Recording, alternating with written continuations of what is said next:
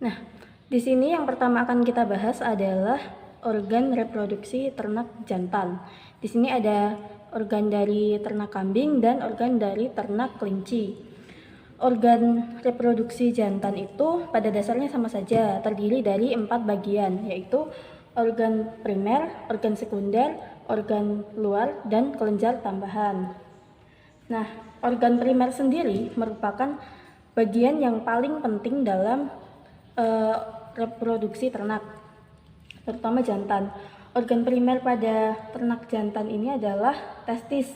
Nah, testis sendiri adalah bagian yang berjumlah sepasang, berada di luar tubuh, dan berfungsi sebagai penghasil sperma serta hormon androgen dan testosteron. Nah, si testis ini terbungkus oleh lapisan tunika eubuginea, dan di dalam testis ada bagian seperti lobulus, yang dimana di dalam lobulus itu terdapat tubulus seminiferus, tempat pembentukan sperma. Ini kita bisa lihat di organ kambing ya. Ini adalah testis organ kambing.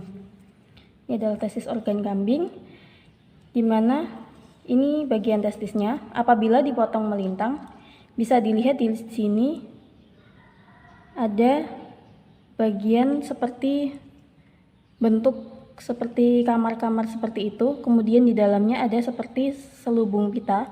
Nah, selubung pita itu yang disebut dengan tubulus seminiferus, di mana tempat terbentuknya sperma atau spermatogenesis.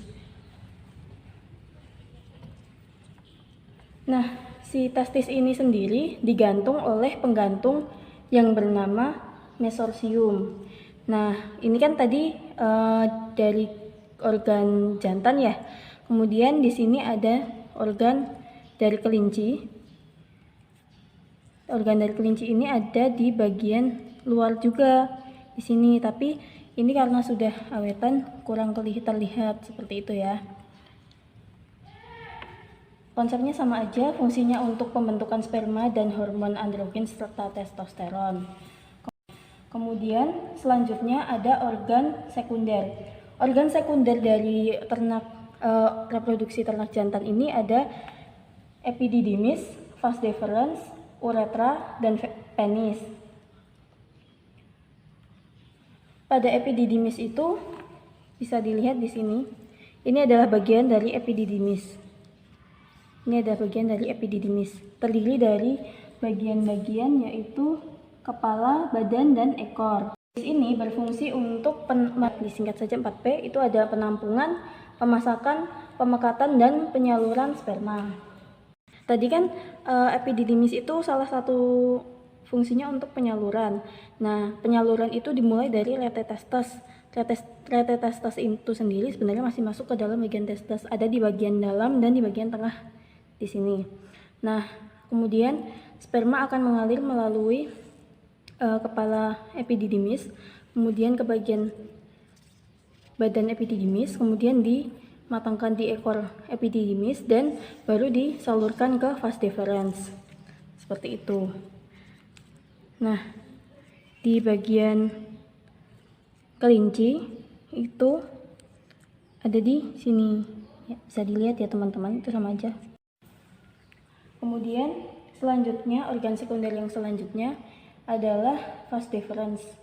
Nah, vas deferens sendiri merupakan saluran yang menghubungkan kauda epididymis dengan uretra. Dinding dari ductus deferens itu mengandung otot polos yang berperan dalam pengangkutan spermatozoa. Jadi tadi sudah dari epididymis, sudah dari epididymis kemudian ke vas deferens. Jadi seharusnya di sini tuh masih ada nyambung ke bagian organ selanjutnya kayak gitu ya.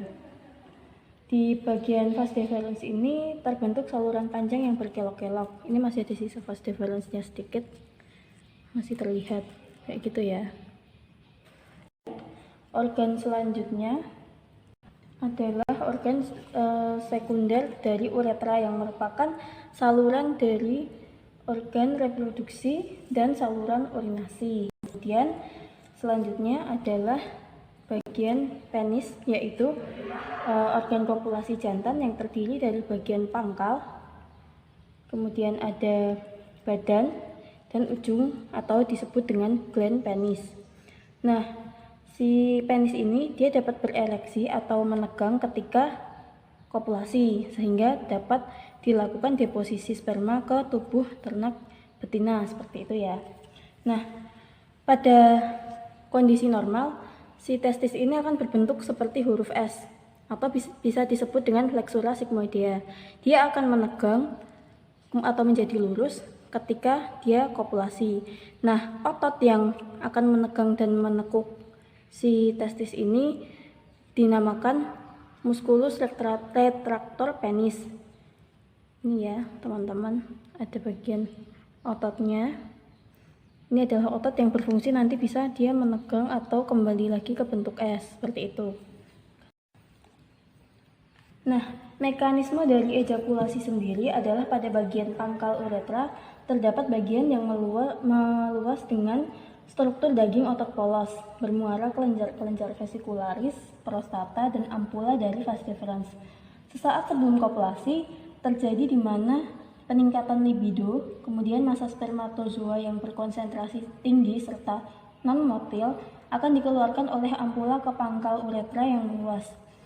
Pada waktu yang bersamaan, keluar juga sekresi kelenjar vesikularis dan prostat, bercampur di bagian yang luas dari uretra. Sementara itu, di bagian vesika urinaria, yaitu pada coliculus seminalis yang telah tertutup, sebelum spermatozoa dan sekresi dari kelenjar vesikularis dan prostata masuk ke uretra, tertutupnya coliculus seminalis ini disebabkan oleh jaringan yang penuh dengan pembuluh darah yang disebut dengan cavernosus. Nah, yang terdapat di si cavernosus ini terdapat di bagian tepi coliculus seminalis yang berisi darah. Tertutupnya coliculus seminalis ini perlu untuk mencegah bercampurnya semen dengan urin. Pada waktu yang telah terjadi peningkatan libido, kelenjar koper yang bermuara di paling kaudal dari bagian uretra yang luas bertugas untuk membersihkan uretra dari sisa-sisa urin sekaligus menetralkan pH-nya. Cara berkontraksi dari dinding pangkal uretra sangat mendadak sehingga sekresi keluar dengan memancar. Nah, bentuk-bentuk penis setiap setiap ternak itu bentuknya berbeda-beda ya, antara sapi, domba, babi. Kemudian selanjutnya adalah organ luar dari organ reproduksi ternak jantan. Organ luar dari organ reproduksi ternak jantan ini ada dua, yaitu skrotum dan preputium.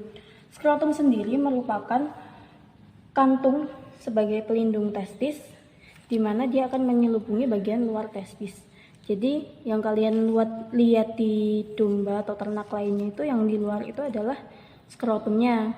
Skrotum itu akan membungkus testis.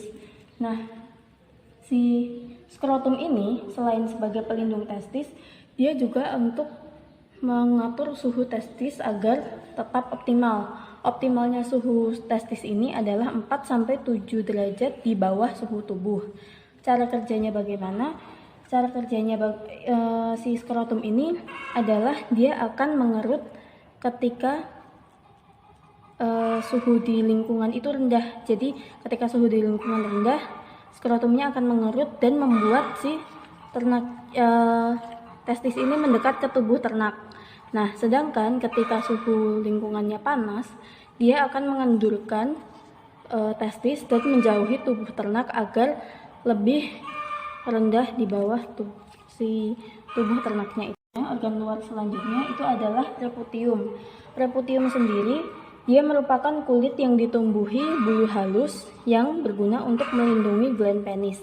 Ini kan sudah dikuliti ya.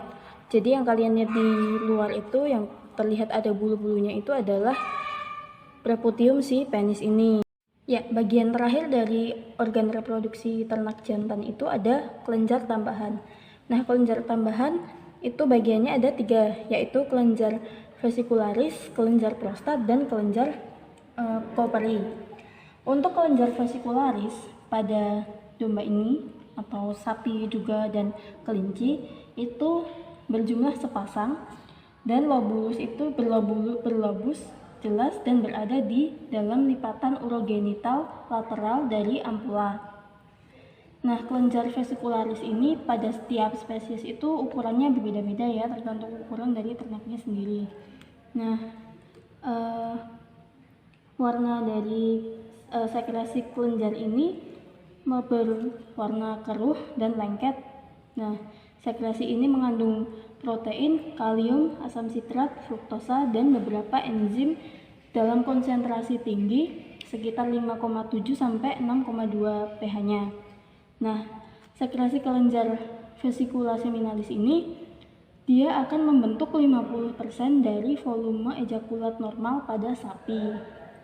Kemudian kelenjar kedua ada kelenjar prostat. Kelenjar ini terletak di mengelilingi uretra dan terdiri dari dua bagian, yaitu bagian prostat, badan prostat, dan prostat diseminata atau prostat yang eliptik.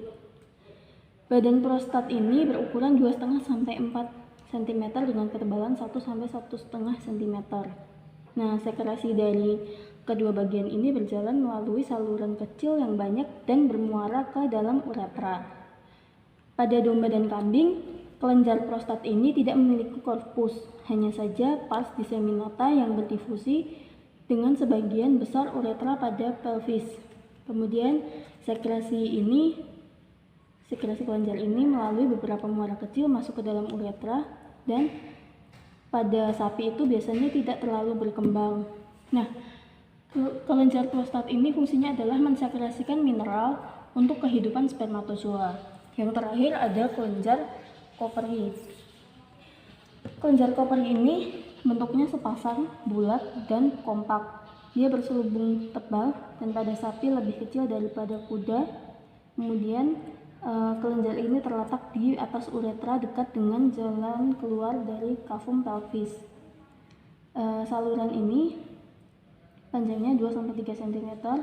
Kemudian kelenjar Koperi ini fungsinya adalah untuk mensekresikan penbil cairan semen. Nah, derajat keasaman dari kedua cairan sekresi tersebut berkisar 7,5 sampai 8,2. Selanjutnya, materi kita di sini adalah organ reproduksi betina. Di sini ada organ dari domba, dan ini ada organ dari kelinci betina ya. Nah, organ reproduksi ini terdiri dari 3 bagian, yaitu organ primer, sekunder, dan organ luar. Organ primernya terdiri dari ovarium.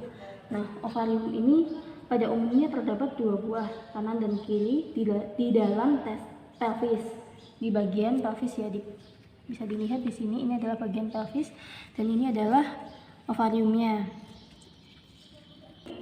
Fungsinya adalah untuk menghasilkan ovum serta hormon, yaitu hormon FSH, LH, estrogen, dan LTH atau prolaktin. Nah, si ovarium ini memiliki penggantung yang bernama mesovarium.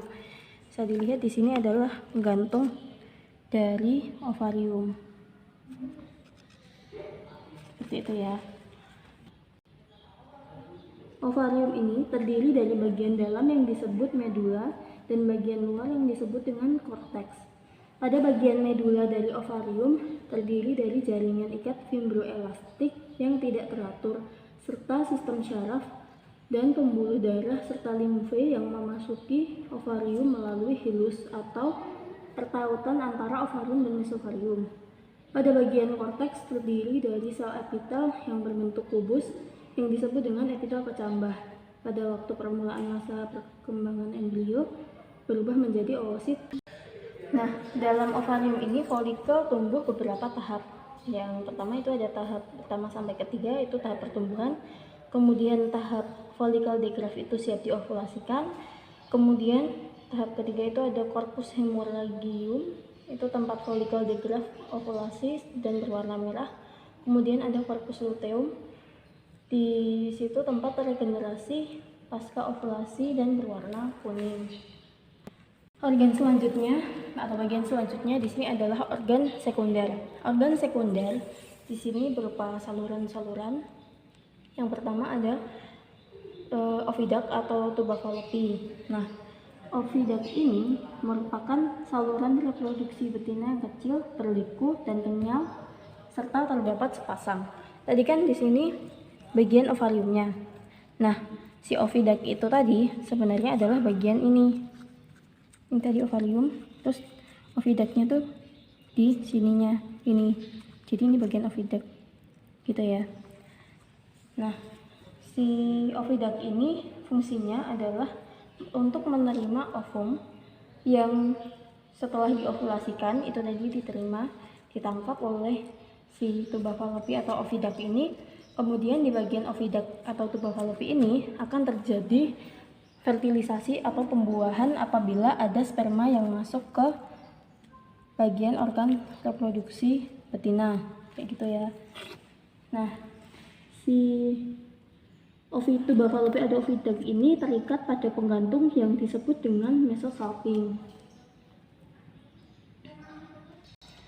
Organ selanjutnya adalah organ uterus.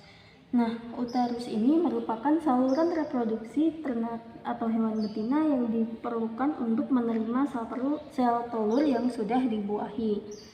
Nah, di sini ada nutrisi dan perlindungan untuk fetus. Jadi, si uterus ini adalah tempat untuk tumbuh dan berkembangnya si fetus setelah berhasil dibuahi, kayak gitu ya. Ini bagian uterusnya dari domba.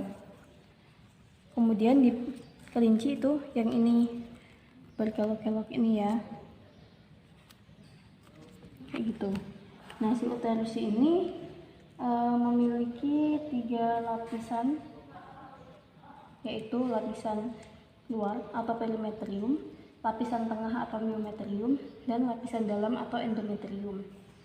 Nah, si uterus ini pada setiap ternak itu berbeda-beda bentuknya.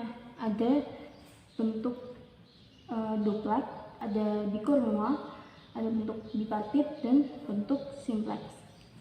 Pada sapi itu adalah bentuk bipartit. Bipartit itu bentuknya satu cervix dan korpus luteum yang panjang dan jelas, serta kornua uterinya terpisah, kayak gitu ya. Sedangkan untuk kelinci itu adalah bentuk bicornua atau satu cervix dengan korpus uterus yang pendek dan berkelok-kelok ini ya, bisa dilihat. Nah, dari bentuk si uterus kelinci ini akan memungkinkan kelinci ini memiliki anak lebih dari satu, kayak gitu ya. Nah, si uterus ini pada sapi berbentuk bicornua sama dengan uterusnya si domba. Kemudian dia jauh lebih besar karena ternaknya juga ukurannya lebih besar. Kemudian saat birahi, kelenjar endometrium pada si uterus ini akan menghasilkan cairan uterus. Walau jumlahnya sangat sedikit, cairan tersebut diperlukan untuk spermatozoa agar dapat masuk ke uterus untuk proses kapitasi, seperti itu.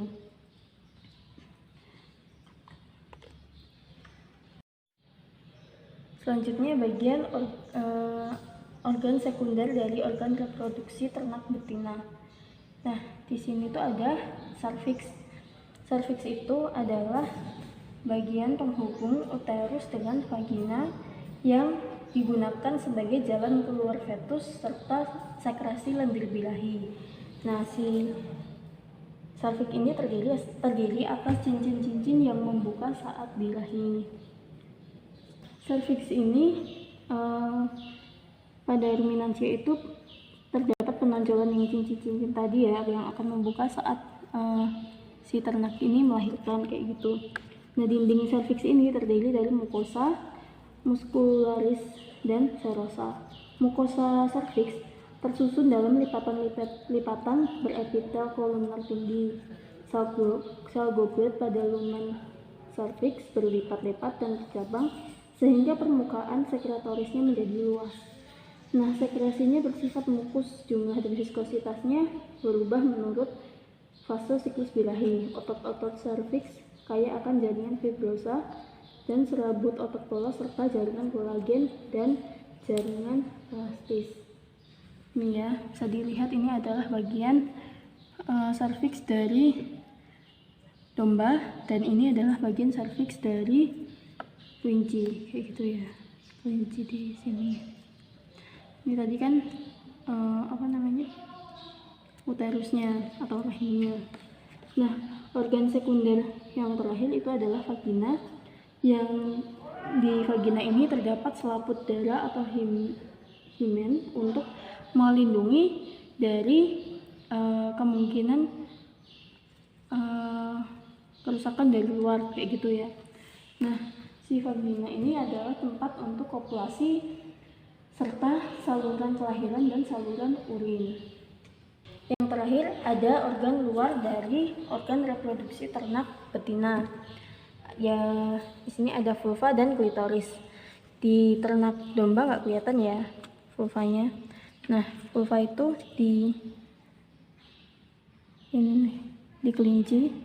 Ini adalah bagian vulva dari ternak betina, kelinci betina. Nah, si vulva ini fungsinya adalah untuk lubang keluar masuk penis saat kopulasi serta keluarnya fetus dan urin. Nah, si vulva ini tertutup labia minora dan labia majora. Ya, vulvanya ada di bagian agak dalam, yang menutupi ini adalah bagian labianya. Nah, selanjutnya ada klitoris. Jadi kalau ini bisa dibuka agak dalam lagi, itu akan ada tonjolan yang disebut dengan klitoris. Bagian klitoris sendiri itu terdiri atas banyak syaraf dan dia berperan untuk merangsang saat terjadinya kopulasi. Ya, selanjutnya di sini ada organ reproduksi dari unggas. Kita ambil contoh dari ayam ya. Nah, di sini yang pertama akan kita bahas adalah organ reproduksi ayam jantan. Nah, bagian-bagian dari organ reproduksi ayam jantan ini ada 3. Yang pertama ada organ primer, yang kedua ada organ sekunder, dan yang ketiga ada organ kopulasi atau alat kopulasi. Organ primer dari ayam jantan ini sama seperti ternak jantan pada umumnya, dia adalah testis, jumlahnya sepasang. Nah, bedanya dengan ternak yang sebelumnya, testis si ayam ini berada di bagian dalam tubuh dan berjumlah sepasang, letaknya di bagian punggung dekat dengan ginjal. Jadi ini ada ginjalnya, bagian sini ginjal. Nah, ini testisnya. Fungsi dari testis ini sama, dia untuk menghasilkan sperma, kemudian ada hormon androgen dan hormon testosteron. Si testis ini juga dilapisi dengan tunika albuginea. Ini ya, bisa dilapisi dengan tunika albuginea, sehingga warnanya menjadi putih kekuningan gitu ya. Nah, si testis ini digantung juga oleh penggantung yang disebut dengan mesorsium. Kemudian organ selanjutnya adalah organ sekunder. Organ sekundernya juga masih sama, yaitu epididymis, vas deferens, epididymis dan vas deferens. Nah, epididymisnya itu ada di bagian dalam sini. Ini adalah bagian epididymis. Fungsinya masih sama, yaitu 4P atau penyimpanan, pemasakan, pemekatan, dan penyaluran sperma. Bagian-bagiannya juga ada 3, yaitu kepala, badan, dan ekor. Fungsi dari epididymis tadi adalah untuk menyalurkan sperma dari testis ke vas deferens. Kemudian organ sekunder selanjutnya di sini ada vas deferens. Vas deferens ini bisa dilihat ada 2 ini ya, saluran ini, saluran vas deferensnya 2 ini. Fungsinya adalah untuk menampung sperma yang siap diejakulasikan. Nah, bentuk dari saluran vas deferens ini panjang dan berkelok-kelok, warnanya putih, jumlahnya 2 sesuai dengan jumlah si penisnya. Nah, apabila teman-teman lihat di sini ada bagian si phase difference ini bentuknya kayak ada garis-garisnya gitu ya. Nah, ini bukan garis-garis atau bentuk cincin-cincin. Ini bentuknya adalah karena saluran itu tadi panjang dan tempatnya tidak begitu panjang, saluran itu akan membentuk lipatan-lipatan gitu. Jadi akan berkelok-kelok gitu. Nah, ini juga sebagai indikasi semakin dewasanya ayam jantan ini. Kalau kelokannya semakin banyak, dia berarti umurnya semakin dewasa kayak gitu. Nah, selanjutnya adalah organ untuk kopulasi. Organ kopulasi ternak ayam ini berbeda dengan organ kopulasi pada mamalia seperti tadi bisa dilihat kelinci dan domba tadi ya. Tadi kan bentuknya penis dan terlihat nyata gitu. Nah, karena si ini ayam ini dia satu lubang untuk semua pengeluaran, dia mengeluarkan spermanya atau mendeposisikan spermanya melalui kloaka juga. Nah, di bagian kloaka ini ada bagian yang bernama papila.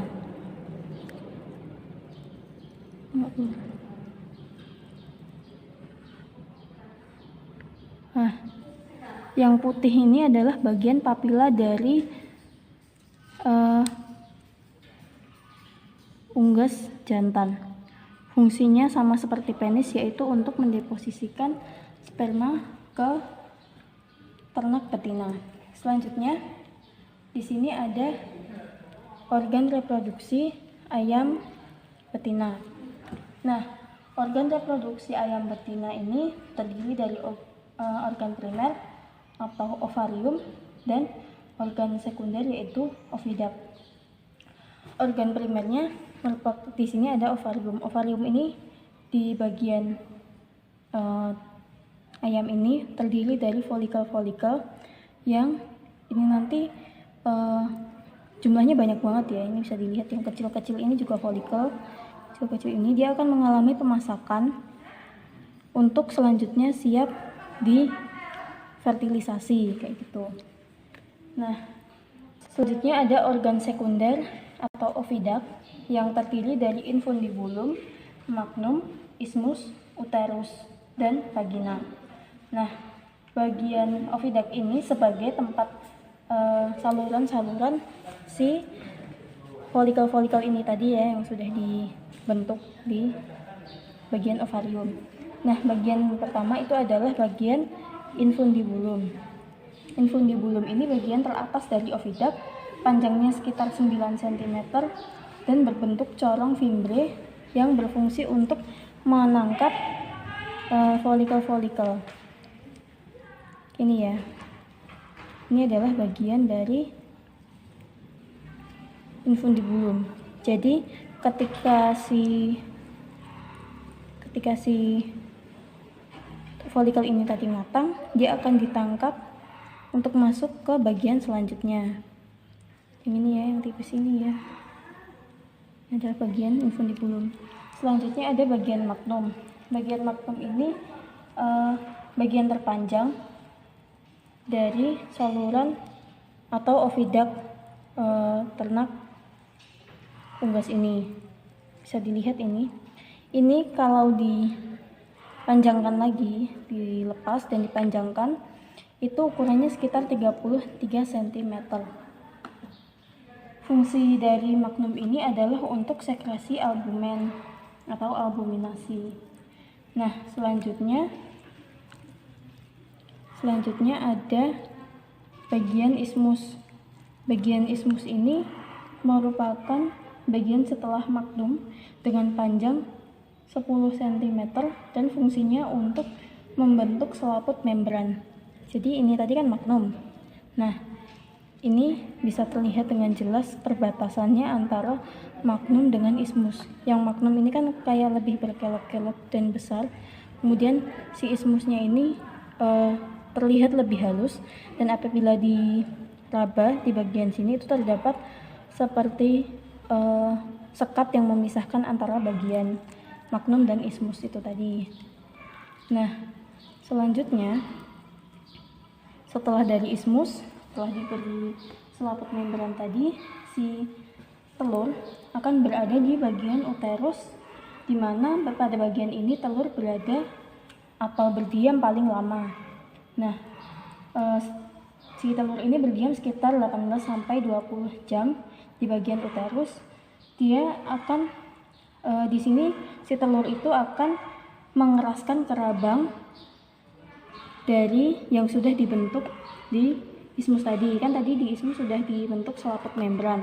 Nah, si telur ini akan berada di dalam sini, dan dengan kalsium yang dihasilkan oleh uterus, si telur akan memiliki kerabang yang keras, kayak gitu ya.